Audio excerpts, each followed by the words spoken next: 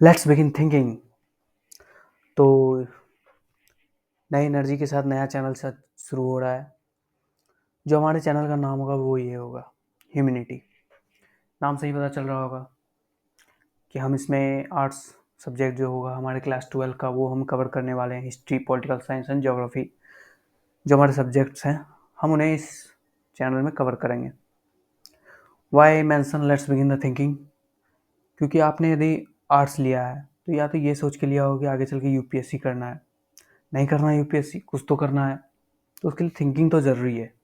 तो ये जो आपने आर्ट सब्जेक्ट लिया है, ये सिर्फ पास होने के लिए नहीं है, ये एक अलाइव सब्जेक्ट है। आपको इसको अलाइव होके पढ़ना होगा, जिंदा होके पढ़ना होगा भाई। जिंदा होके पढ़ोगे तो ज़्यादा चीज़ें समझ में आएगी, चीज़ें बेहतर तरीके से समझ में आएगी। तो ये बुक आप सभी ने देखा ही होगा।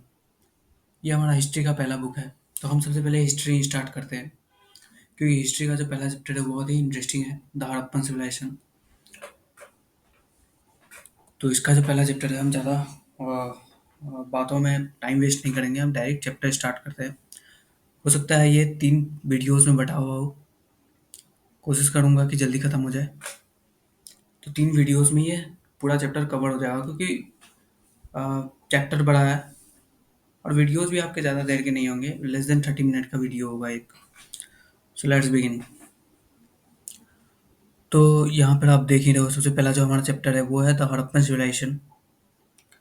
हड़प्पन सिविलाइजेशन में सबसे पहला तो हमें ये समझना है कि सिविलाइजेशन का मतलब क्या होता है। तो सिविलाइजेशन का मतलब तो आप सीधा समझते ही होंगे, जैसे कि ह्यूमन सिविलाइजेशन है तो क्या है।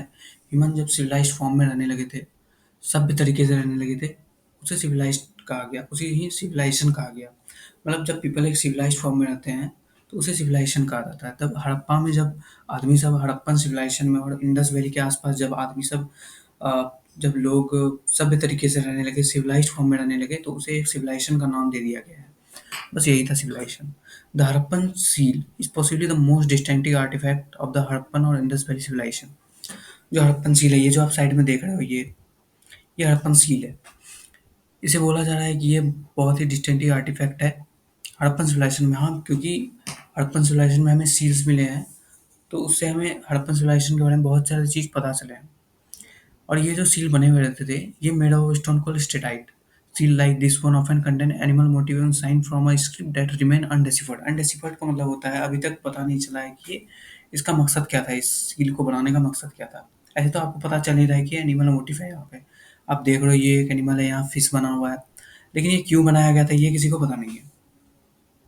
तो यहाँ पर जो सबसे इम्पोर्टेंट है वो ये है, made of stone called steatite. Steatite क्या होता है? स्टेटाइट एक स्टोन होता है, वो ये है, a soft stone hydrous magnesium silicate. तो ये बहुत ही सॉफ्ट स्टोन होता था। ऑब्वियसली वो सॉफ्ट स्टोन ही होंगे, वो तभी तो उसके ऊपर नक्काशियाँ की जा रही है। तो ये एक सॉफ्ट स्टोन था स्टेटाइट। तो ये एग्जाम में आ सकते हैं कि सील कौन से स्टोन से बने हुए होते थे, तो वो स्टेटाइट सी स्टोन से बने हुए होते थे। Yet we know the greater deal about the life of people who lived in the region, from what they left behind, their house, boat, ornament, tools and seals.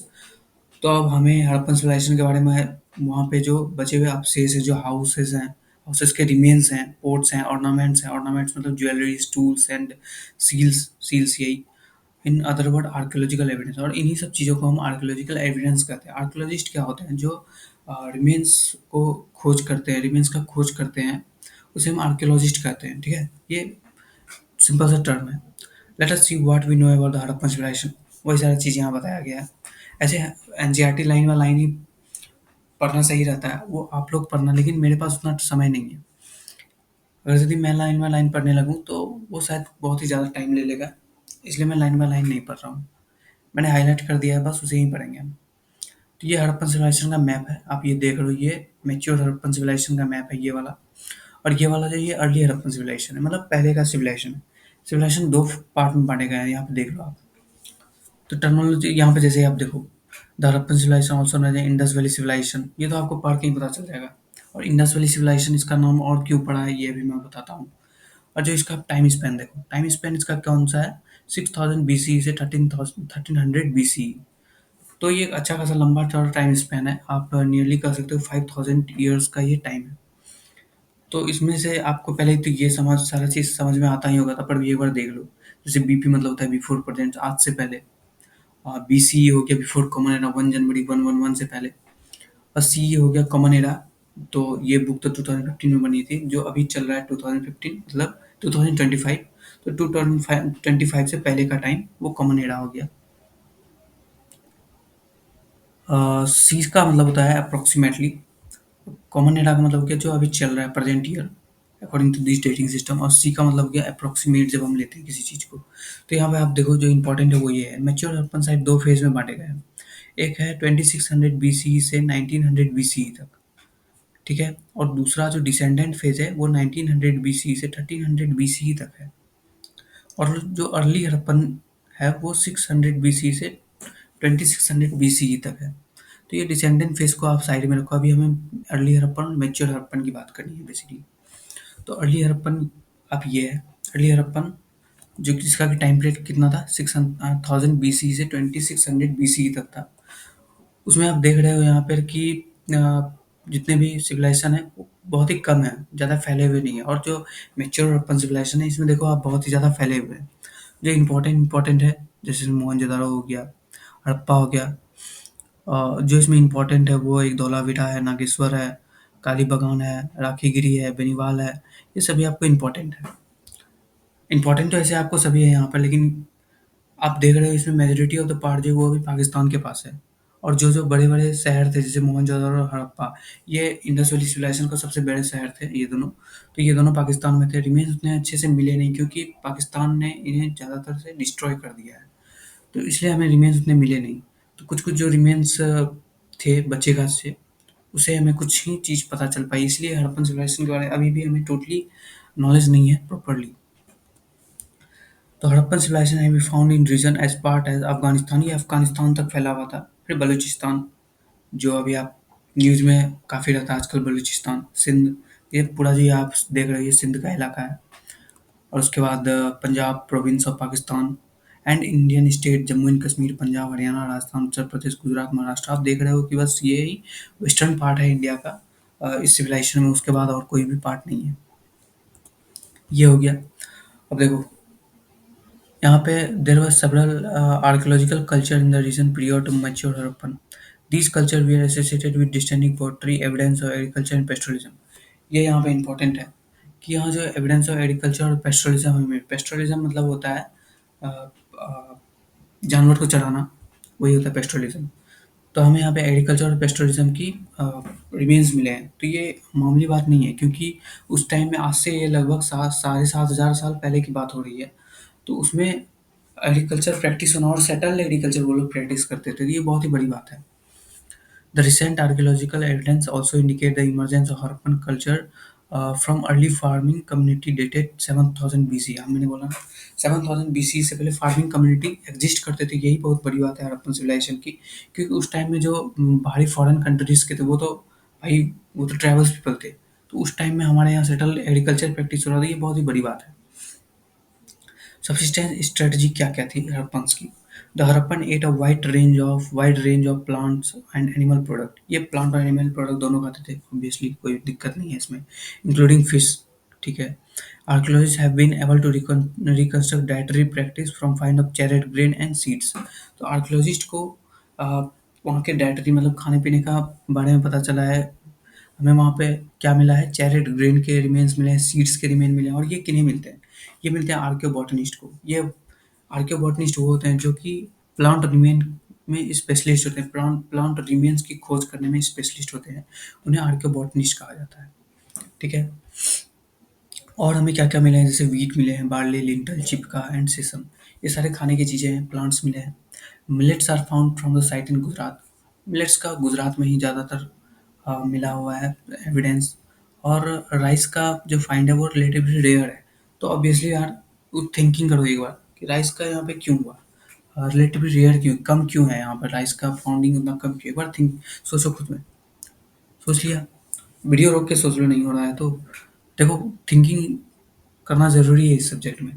क्यों कम हो रहा है मैं बताता हूँ। देखो क्योंकि जो राइस का मेन आप कह सकते हो इंडिया में सोर्स था वो वेस्ट बंगाल से स्टार्ट हुआ है। वो वहाँ पे कई तरह के राइस अभी भी उगाए जाते हैं। तो वेस्ट बंगाल का कल्चर है राइस खाना। वो इधर का कल्चर नहीं है, वेस्टर्न साइड का कल्चर नहीं है, वो टोटली ईस्टर्न साइड में और ये वेस्टर्न साइड में है। तो इसलिए राइस का फाउंड यहाँ पे बहुत ही रेयर था। एनिमल बोन्स में हमें क्या-क्या मिला है? Cattle, sheep, goat, buffalo and pig. ये सारे कैटल्स हैं। इसे वहाँ पे पाला जाता होगा। ऑब्वियसली शीप को ऊल के लिए, गोट को मीट के लिए, बफेलो को हो सकता है मीट के लिए, और बफेलो और पिग को दोनों को मीट के लिए और उनके मिल्क के लिए भी पाला जाता हो। Study done by archaeologist. अब ये देखो ये भी इंपॉर्टेंट है। आर्कियोलॉजिस्ट एनिमल रिमेन्स के बारे में पता करते हैं और आर्कियोबॉटनिस्ट प्लांट रिमेन्स के बारे में पता करते हैं। ये दोनों तो इजी थे। Bones of wild species such as boar, deer and घड़ियाल आर आल्सो फाउंड। जो बोन्स थे वो जो वाइल्ड स्पीशीज थे, जैसे बोर हो गए, डियर हो गए, घड़ियाल हो गए, इन सभी के भी मिले हैं। लेकिन ये लोग अभी तक कंफ्यूज हैं इस चीज़ में कि मतलब आर्कियोलॉजिस्ट अभी भी इस चीज़ में कंफर्म नहीं हुए हैं कि whether they themselves hunted this animal themselves और obtain meat from hunting community. ये हंटिंग कम्युनिटी से मीट पाते थे, जैसे होता है ना कोई कसाई के यहाँ जाके खरीद के आ रहे हैं, या फिर ये लोग खुद हंटिंग करते थे। ये अभी तक कंफ्यूज हैं ये लोग। Bone of fish and fall. Fish और फॉल एक चिड़िया होता है, तो दोनों का बोन मिला है। चलो ये सारी चीज़ तो इजी थे। एग्रीकल्चर टेक्नोलॉजीज क्या क्या थी? Representation on seal and terracotta sculpture indicate that bull were known. तो ये जो आप टेराकोटा मॉडल ऑफ बुल देख रहे हो, ये एक बुल का टेराकोटा मॉडल है, और इससे हमें ये पता चल रहा है कि बुल्स उस टाइम में जाने जाते थे और उनसे खेती करवाया जाता था। तो archaeologist extrapolate from this that oxygen where used for plugging. अब ये जो टेराकोटा मॉडल बुल का मिला, तो आर्कियोलॉजिस्ट ने इससे ये पता लगाया कि जरूर इसका यूज प्लगिंग में किया जाता होगा। Terracotta model of plough have been found at site in Cholistan and Banawali. अब ये इंपॉर्टेंट है, अब ये कहीं लिख लो यार, क्योंकि ये एग्जाम में पूछे जाते हैं। एमसीक्यूज में ही पूछे जाते हैं बेसिकली, ऐसे सब्जेक्टिव में नहीं पूछे जाते कि हमें प्लग फील्ड का एविडेंस कहाँ मिला है। टेराकोटा मॉडल ऑफ प्लग कहाँ मिला है? हमें चोलिस्तान और बेनीवाल में मिला है, जो कि हरियाणा में है। ठीक है। Archaeologist have also found evidence of ploughed field in Kalibangan. अब प्लग्ड फील्ड का हमें एविडेंस कहाँ मिला? कालीबंगन, जो कि राजस्थान में है। ठीक है। ये भी इंपॉर्टेंट है। अब ये दोनों अलग अलग लिख लो। और एक चीज़ है, the field has two set of furrow at right angle each other, suggesting that two different crop were grown together. ये जो आप देख रहे हो, ये फील्ड का टू सेट ऑफ फर्रो है, यही होता है राइट एंगल। आप ये समझो एक टाइप से आप ऐसे था फील्ड, ये सीधा आके और इधर राइट एंगल। आज के टाइम में इसे आड़ आड़ कहते हैं। ये इसलिए वाटर लॉगिंग के लिए किया जाता था, लेकिन उस टाइम में आर्कियोलॉजिस्ट ने ऐसा थिंक सोचा है कि उस टाइम में हो सकता है दो अलग अलग क्रॉप लगाने के लिए किया जाता होगा। और जैसा कि यहाँ पे आप देख ही रहे हो, यहाँ पे दो अलग अलग तरीके के क्रॉप लगाए गए हैं, इसीलिए यहाँ पे राइट एंगल फर्रो मेड हुआ है। तो यहाँ पे जो most of the Harappan sites से लोकेटेड वो सेमी एरिड थे। सेमी एरिड से मतलब है कि थोड़ा बहुत ही नमी था वहाँ पे, ज़्यादा हरियाली नहीं थी। तो क्यों नहीं थी भाई? अब यहाँ फिर से सोचो एक बार, अभी भी आप देख लो यार, यहाँ पे ये जो मेजर साइट है, ये पूरा रेगिस्तान का ही इलाका है ये। तो ऑब्वियसली सीधी सी बात है कि वो सेमी एरिड ही होगा। इसमें कोई कन्फ्यूजन वाली बात है नहीं। Trace of canal have been found. अब सेमी एरिड है तो ट्रेस ऑफ कैनाल मिलेंगे ही। Canal have been found at the Harappan site Shortughai in Afghanistan but not in Punjab और सिंध। देखो ट्रेस ऑफ कैनाल अब हम हमें कहाँ पे मिले हैं? सारतोगा अफगानिस्तान, ये भी लिख लो। और एक चीज़ है इंपॉर्टेंट, वो वाटर रिजर्वियर हमें कहाँ मिला है? तो वाटर रिजर्वियर क्या होता है मैं बताता हूँ। वाटर रिजर्वियर हमें धौलावीरा गुजरात में मिला है। धौलावीरा कहाँ है? गुजरात में है। तो वाटर रिजर्वियर क्या होता है ना कि जैसे, क्योंकि हर टाइम तो वहाँ बारिश होती नहीं थी, बारिश के सीज़न में इस तरह के टैंक बनाए जाते थे, इसमें वाटर रिजर्व करके रखते थे वो, ताकि हम इसे बाद में यूज कर सके for any kind of purpose, drinking purpose, agriculture purpose. ये नोन है अभी तक। ये बहुत ही बड़ा होता था कि यहाँ देख लो, ये आदमी खड़ा है, ये बहुत ही बड़ा टैंक होता था, बहुत ही पानी रहता था इसमें। तो ये तो आपको ये एक लिखना होगा, ट्रेस ऑफ कैनाल हमें सारतोगाई अफगानिस्तान में मिला है और पंजाब और सिंध में नहीं मिला है। चलिए ये भी हो गया। और ये सोर्स वन आपको पढ़ना है, इम्पोर्टेंट है। सोर्स वन में इतना सारा लिखा हुआ आप पढ़ना। मैं आपको सीधा बताता हूँ इसमें क्या लिखा हुआ है। इसमें इसमें आर्कियोलॉजिस्ट को ये एक स्टोन का फॉर्मेशन मिला है, और ये तो आप सभी जान ही रहे हो क्या है ये। इसे बहुत जगह सिल्ला भी कहा जाता है। तो इसमें ये मसाले पीसने के काम में आता है, तो यही मिला था आर्कियोलॉजिस्ट को एविडेंस में। यहाँ पे लिखा हुआ है यूज इन किचन, और ये किचन के ही यूज में आता है।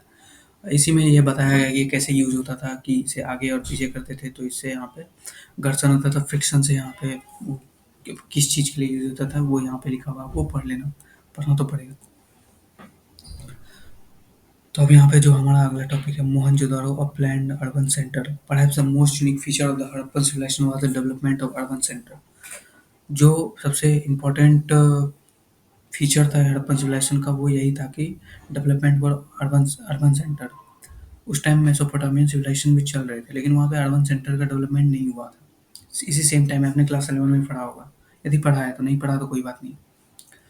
Although Mohenjodaro is most well known site, Mohenjodaro सबसे बड़ा साइट भी है और सबसे अच्छा कंडीशन में मोहनजोदाड़ो ही मिला है। The first site to be discovered was Harappa, ये भी इंपॉर्टेंट है, ये आप याद रखना, the first site to be discovered is Harappa. इसलिए इसका नाम भी हड़प्पन सिविलाइजेशन पड़ा है। और इंडस वैली सिविलाइजेशन, वो तो इंडस वैली सिविलाइजेशन क्यों पड़ा है वो बताऊं मैं। अब ये देखो, ये जो आप देख रहे हो ना लंबी सी लकीर, ये वाली, यहाँ पे देखो, यहाँ पे अच्छे से समझ में आएगा, ये वाली ब्लू कलर की, ये इंडस वैली है, इंडस रिवर है और ये इसके ट्रिब्यूटरीज हैं। तो इसी के आसपास ही सारे सेटलमेंट्स हुए थे, इसलिए इसका नाम इंडस वैली सिविलाइजेशन भी पड़ा है। ठीक है। The settlement divide into two section, अब ये आपको जानना इंपॉर्टेंट है कि सेटलमेंट दो सेक्शन में डिवाइड हुआ था। पहला तो था सिटाडल और दूसरा था लोअर टाउन। लोअर टाउन क्या होता है, सिटाडल क्या होता है, पहला आपको एक मैप दिखाता हूँ मैं। देखो ये सिटाडल क्या होता था ना, अब यहीं से सारी चीज़ समझ जाओगे। सिटाडल क्या होता था, ये हाइट पे बनते थे और छोटे होते थे। और जो लोअर टाउन होते थे ये नीचे बनते थे लेकिन बहुत ही बड़े होते थे और दोनों वॉल्ड होते थे। देख रहे हो, दोनों वॉल्ड होते थे। एक अपर टाउन है और एक लोअर टाउन है। अपर टाउन को हम लोग सिटाडल बोलते हैं और लोअर टाउन को लोअर टाउन ही बोलते हैं। यहाँ पे पब्लिक रहते थे, जो पब्लिक प्लेस है ये, मतलब यहाँ पे सेटलमेंट हुआ करता था, यहाँ पे पब्लिक के घर थे। और यहाँ पे सिटाडल का नक्शा देखो, पहले यहाँ पे मैप देख लो, इसमें वेयर हाउस थे, ग्रेड बाथ थे, ये सारी चीज़ें सिटाडल में अवेलेबल थी। सिटाडल के बारे में हम अभी आगे और डिटेल में पढ़ेंगे। उससे पहले लोअर टाउन देख लो, lower town was also walled. The citadel on its height, in fact building were constructed on mud brick platform, और ये सारे जो है मड ब्रिक प्लेटफॉर्म पे बनाए गए थे, मतलब मिट्टी के ब्रिक के प्लेटफॉर्म पे बनाए गए थे। इट वाज वर्ल्ड, ये वर्ल्ड थे। The lower town was also walled, lower town भी वर्ल्ड थे और सिटाडल भी वर्ल्ड थे। It seem that the settlement were first planned and then implemented accordingly. और ये इस, जब हम लोअर टाउन को देखेंगे, जो कि हम आगे देखने वाले हैं, तो हमें ये पता चलेगा कि सेटलमेंट पहले प्लान हुआ था अच्छे तरीके से, देन इम्प्लीमेंट अकॉर्डिंगली हुआ था उसके हिसाब से। Bricks were whether sun dried और baked, were of eastern rise ratio, और ब्रिक्स जो थे वो ऐसे नहीं कि किसी भी साइज के थे, ईस्टर्न राइज साइज के थे, मतलब सेम साइज के ब्रिक्स थे, और सन ड्राइड भी थे, धूप में सुखाए हुए भी थे, और बेक्ड भी थे, दोनों दोनों तरह के ईंट यहाँ पे थे।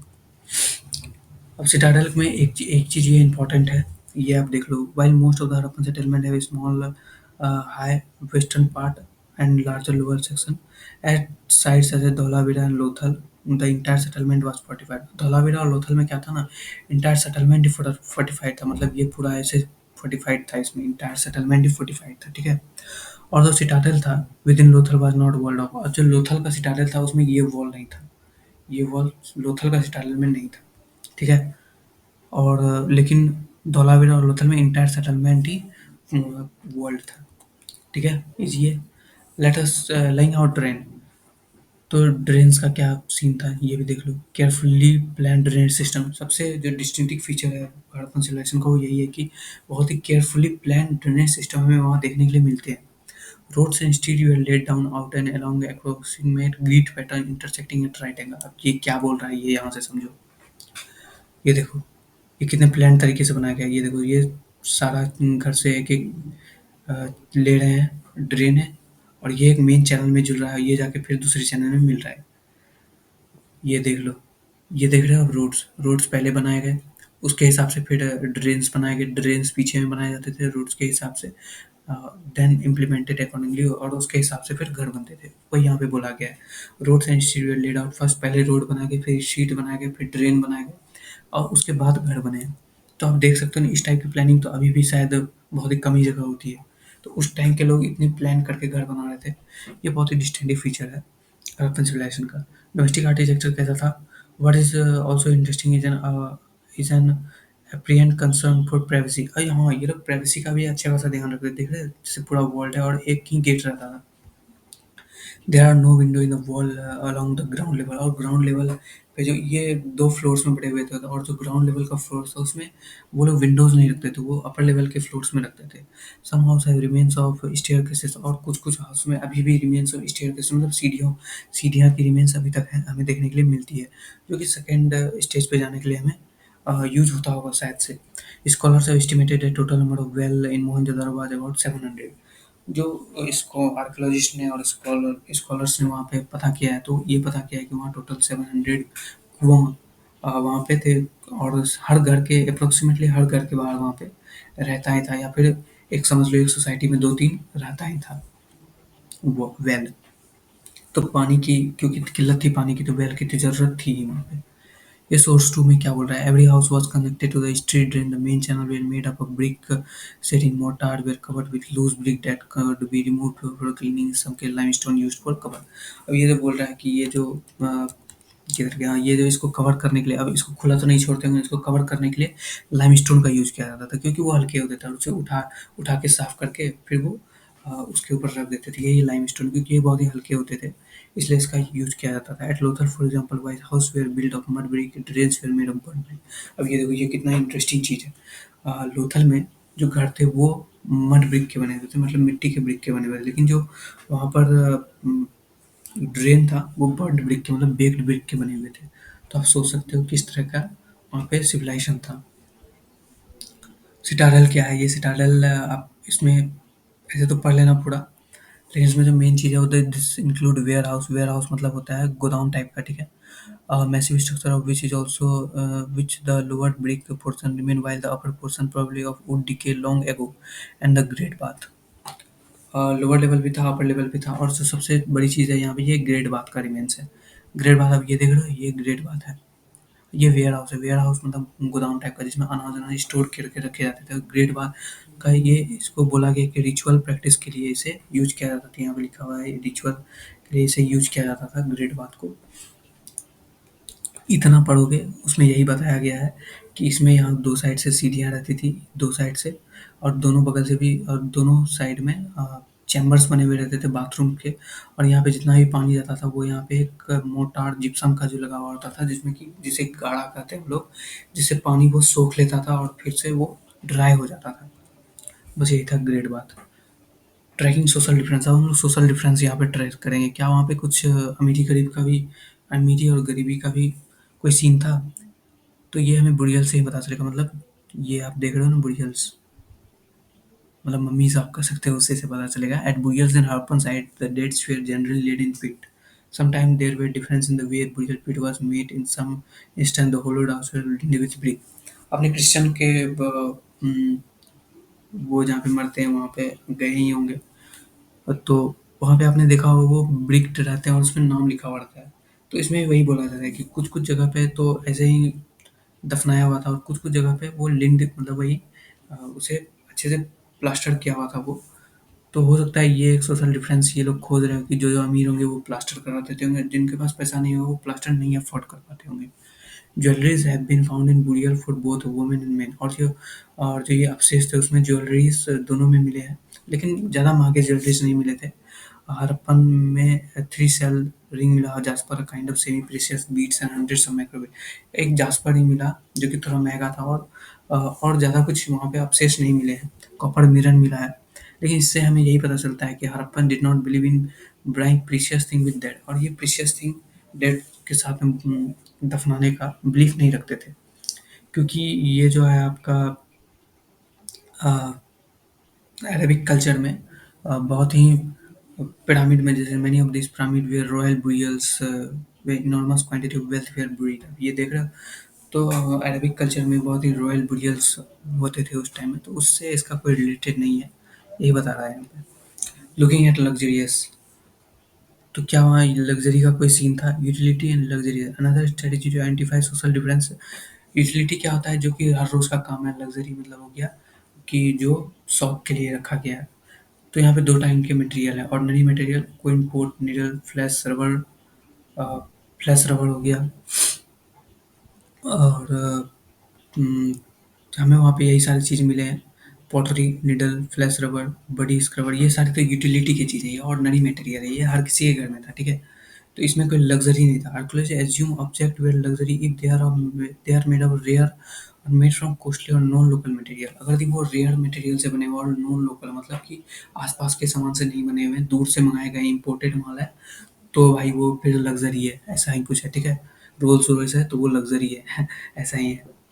दस the little port of fancies, और ये जो आप देख रहे हैं ये लिटिल पोर्ट है फेंसिस का, ये बोला जा रहा है कि ये थोड़ा सा लग्जरी लगा। क्यों लग्जरी लगा ये? क्योंकि इसको बनाने का प्रोसेस थोड़ा सा डिफिकल्ट था। ये देखो क्यों, कैसे ये बनता था, मेरा वो ग्राउंड सैंड और सिल्का, ये मिट्टी से बनता था। पहले इसको मिक्स करते थे ये लोग कलर से। पहले उसको जो कलर का बनाना है वो कलर से मिक्स किया, उसके बाद गम गम का यूज करते थे एंड देन फायर्ड, और उसके बाद बेक कर देते थे। क्योंकि इसे प्रेशियस इसलिए माना गया क्योंकि ये दे वर डिफिकल्ट टू मेक, ये बनाने में थोड़ा डिफिकल्ट है, इसलिए इसे प्रीशियस माना गया। The situation become more complicated when we find what seem to be article of daily uses. Daily uses का जब हमें चीज़ मिल जाता था तब सिचुएशन थोड़े से और गंभीर हो जाते थे। डेली यूजेस में क्या मिल जाता था? यूजेस सिंपली स्प्रिंटल होल्स, मतलब आप वो ना कपड़ा बुनने वाला, तो वो मेड अप, वो तो रेयर मटेरियल का तो बना हुआ होता था, लेकिन वो तो कॉमन चीज़ है।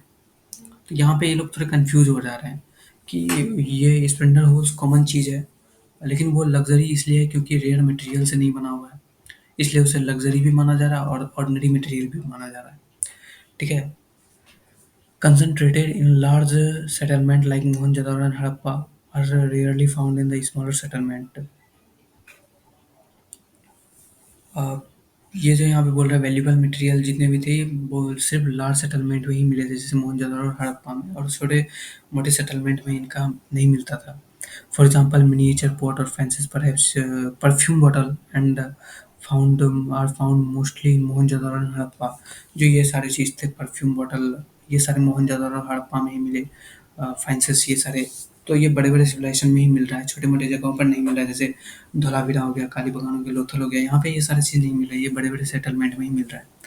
Gold jewellery found at Harappa site was recovered from होड। और होड क्या होता है? होड एक टाइप से आप ये समझ लो, जैसे मान लो कहीं पे अब अटैक होने वाला है, मान लो कि आपके गाँव में अटैक होने वाला है और आपके घर में बहुत सारी ज्वेलरीज़ हैं, तो आप क्या करोगे? तो या तो आप ये करोगे, क्योंकि आप गाँव में हैं, तो आप कहीं पे इकट्ठा करोगे और वहाँ पे अपनी सारी ज्वेलरीज़ को दफ़न कर दोगे और फिर मिट्टी डाल दोगे। तो यदि लुटेरे आएँगे तो ज़्यादा से ज़्यादा क्या लूटेंगे? घर के सामान सब लूट के लेके चले जाएँगे, मेन चीज़ तो आपका बचा रह गया ना। तो ज्वेलरीज़ है वो वहाँ पे होड़ से मिले। होड्स वही है कि जो वहाँ पे दफ़नाए हुए चीज़ मिले हैं, और object get carefully by people, जो केयरफुली पीपल के द्वारा रखे गए थे, often inside container such as pot, pot के अंदर मिले हैं। Such pot can be jewellery or other material objects saved for reuse by metal workers. If for some reason the original do not retrieve them, they remain whether they left till some archaeologists find them. हो सकता है कि किसी अमीर आदमी ने jewellery ठीक करने के लिए किसी सुनार को दिया हो और वो लेना भूल गया हो, और वो सुनार है, उसके बाद काफ़ी सारे आदमी आते होंगे अपने सोने को लेकर के, अपनी ज्वेलरीज को लेकर के।